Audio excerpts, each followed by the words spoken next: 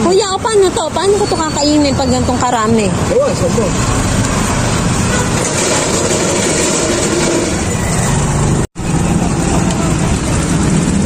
Kaya pwede po makabili.